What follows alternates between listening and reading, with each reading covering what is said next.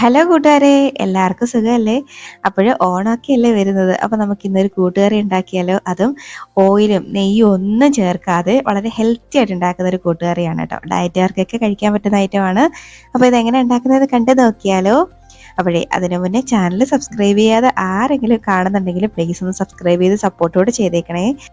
അപ്പോൾ നമുക്ക് ഇത് എങ്ങനെ ഉണ്ടാക്കുന്നതെന്ന് ഒന്ന് കണ്ടു നോക്കാവേ. ഇത് ഉണ്ടാക്കാൻ വേണ്ടിയിട്ട് ഞാൻ ആദ്യം ഒരു കുക്കർ ഒന്ന് എടുത്ത് വെച്ചിട്ടുണ്ട്. അപ്പോൾ ഇതിലേക്ക് നമുക്ക് കടല ഒന്ന് വേവിച്ചെടുക്കണം. ഞാനൊരു 5-6 മണിക്കൂർ ഒന്ന് കുതിർത്തെടുത്ത കടലയാണ് കേട്ടോ. അപ്പോൾ അതങ്ങോട്ട് ഇട്ട് കൊടുക്കുന്നുണ്ട്. ഇനി കടല വേവാനും പാകത്തിന് വെള്ളം ഒഴിച്ചു കൊടുക്കുക. കുറച്ച് മാത്രം വെള്ളം ഒഴിച്ചാൽ മതിയാവും. ഇനി ഇതിലേക്ക് ഒരല്പം ഉപ്പ്, ആ കടലയ്ക്ക് വേണ്ടി മാത്രമുള്ള ഉപ്പും ചേർത്തിട്ട് കുക്കർ ഒന്ന് മൂടി വെച്ചിട്ട് ഒരു 4 വിസിൽ 5 വിസിലൊക്കെ എടുക്കും കേട്ടോ. അത്രയും വരെ ഒന്നങ്ങ് വേവിച്ചെടുക്കാം. എനിക്കൊരു 5 വിസിലായിട്ടുണ്ട് കേട്ടോ. അപ്പോൾ ഓരോരുത്തരും കുക്കർ അനുസരിച്ച് വിസിലിൻ്റെ കണക്ക് അങ്ങോട്ടും ഇങ്ങോട്ടൊക്കെ മാറും കേട്ടോ. അപ്പോൾ ഞാനിതൊന്ന് അടച്ചു വെച്ചിട്ട് ഇതൊന്ന് അടുപ്പത്തേക്ക് മാറ്റുന്നുണ്ടേ.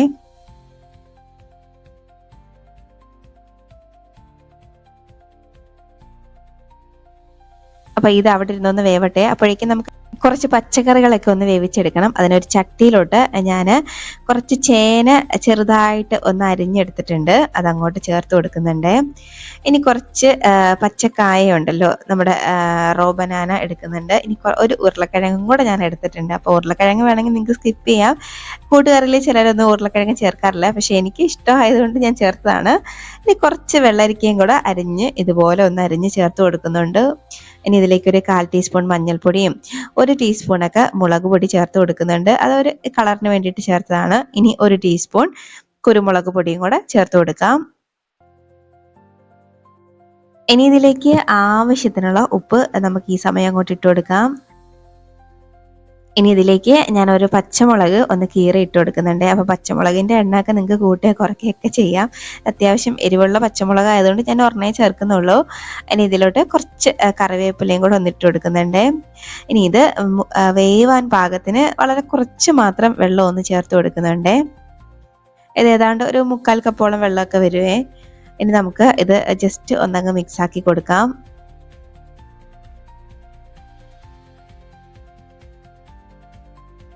ഇതുപോലെ നന്നായിട്ട് ഒന്നങ്ങ് മിക്സാക്കി എടുത്തിട്ട് നമുക്കിത് അടുപ്പത്തേക്ക് വെച്ചിട്ട് ഇത് ഒന്ന് അടച്ചു വെച്ചിട്ട് ഒന്നങ്ങ് വേവിച്ചെടുക്കാവേ. അതെ, ഇതുപോലെ ഒന്ന് മിക്സാക്കി നമുക്ക് അടുപ്പത്തേക്ക് മാറ്റാം.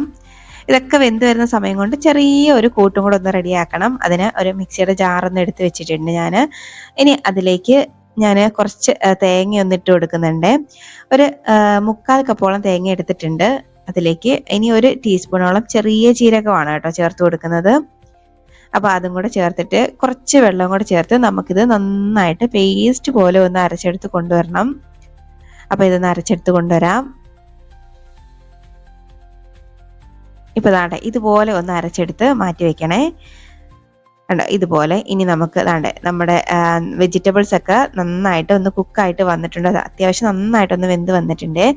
ഇനി ഇതിലേക്ക് നമ്മൾ ഇവിടെ വേവിച്ച് മാറ്റി വെച്ചേക്കുന്ന നമ്മുടെ കടലയുണ്ടല്ലോ, അതും കൂടെ അങ്ങോട്ട് ഇട്ട് കൊടുക്കാം. ഞാൻ ആ വെള്ളത്തോടു കൂടി തന്നെ അങ്ങ് ചേർത്ത് കൊടുക്കുകയാണ്. വെള്ളം ഇല്ലെങ്കിലും കുഴപ്പമില്ല, കടല മാത്രം ചേർത്താലും മതി.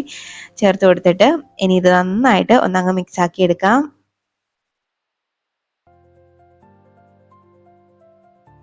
അപ്പൊ ഈ കൂട്ടുകറിയൊക്കെ പലരും പല രീതിക്കായിരിക്കും ഉണ്ടാക്കുന്നത്. ഞാനിത് എൻ്റെതായ ഒരു സ്റ്റൈലിലാണ് കേട്ടോ ഉണ്ടാക്കിയിരിക്കുന്നത്. അപ്പോൾ ഒന്ന് ജസ്റ്റ് ഒന്ന് മിക്സ് ആക്കി എടുത്തിട്ട് ഇനി നമ്മൾ അരച്ച് വെച്ചേക്കുന്ന ആ ഒരു അരപ്പുണ്ടല്ലോ, അതും കൂടെ ചേർത്ത് കൊടുക്കാം. ഇത് മൊത്തം നന്നായിട്ട് വടിച്ചങ്ങോട്ട് ഒഴിക്കണം കേട്ടോ. ഇങ്ങനെ ചിരിച്ചു എന്നും പറഞ്ഞിട്ട് ഒരാൾ കമന്റ് ഇട്ടിട്ടുണ്ടായിരുന്നു, വീഡിയോയിൽ എന്തിനാണ് ചിരിക്കുന്നത്, ചിരിക്കാൻ വേണ്ടിയിട്ടൊന്നും ഇല്ലല്ലോ എന്നൊക്കെ പറഞ്ഞു. എന്തെങ്കിലും കാരണം ഉണ്ടെങ്കിൽ ചിരിക്കാവൂ എന്നൊന്നും ഇല്ലല്ലോ. ഇനി ഇതിലേക്ക് കുറച്ച് വെള്ളം കൂടെ, അത് ആ മിക്സിയുടെ ജാറിൽ ഒഴിച്ച് തന്നെ വെള്ളം അങ്ങോട്ട് ചേർത്ത് കൊടുക്കാം. ഇനി നന്നായിട്ട് ഒന്നങ്ങ് മിക്സാക്കി എടുക്കാം.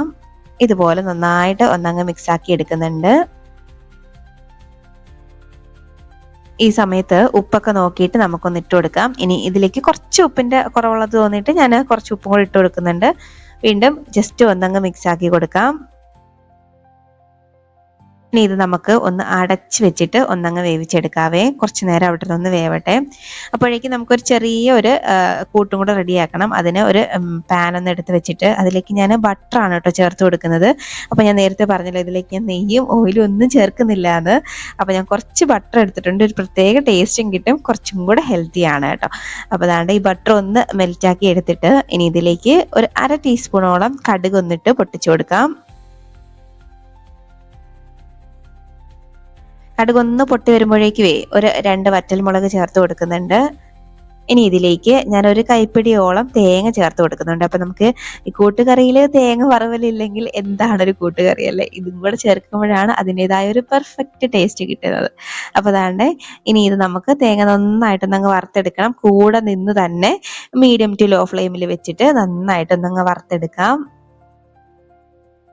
നല്ലൊരു ബ്രൗൺ കളറിൽ എത്തണം കേട്ടോ. അതുവരെയും നന്നായിട്ട് ഒന്നങ്ങ് വറുത്തെടുക്കണേ. അപ്പൊ തേങ്ങയ്ക്കൊന്നും ഒട്ടും പിശുക്കില്ലാതെ അങ്ങോട്ട് ചേർത്തോളൂ കേട്ടോ. അപ്പൊ അതാണ്ട് ഇപ്പൊ ഒന്ന് ആയി വരുന്നുണ്ട്.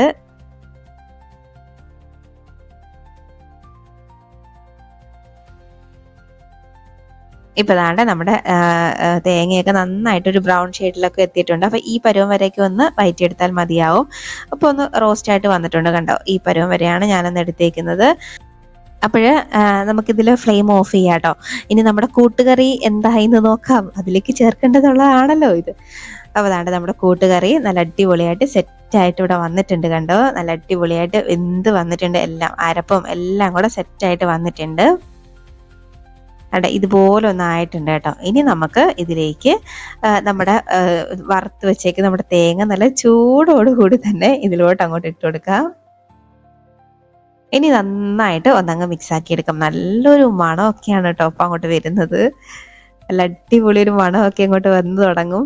നല്ല ടേസ്റ്റി ആയിട്ടുള്ള ഒരു കൂട്ടുകറിയാണ്. ശരിക്കും പറഞ്ഞാൽ ഇതിൽ എണ്ണയോ ഒന്നും ചേർത്തിട്ടില്ല.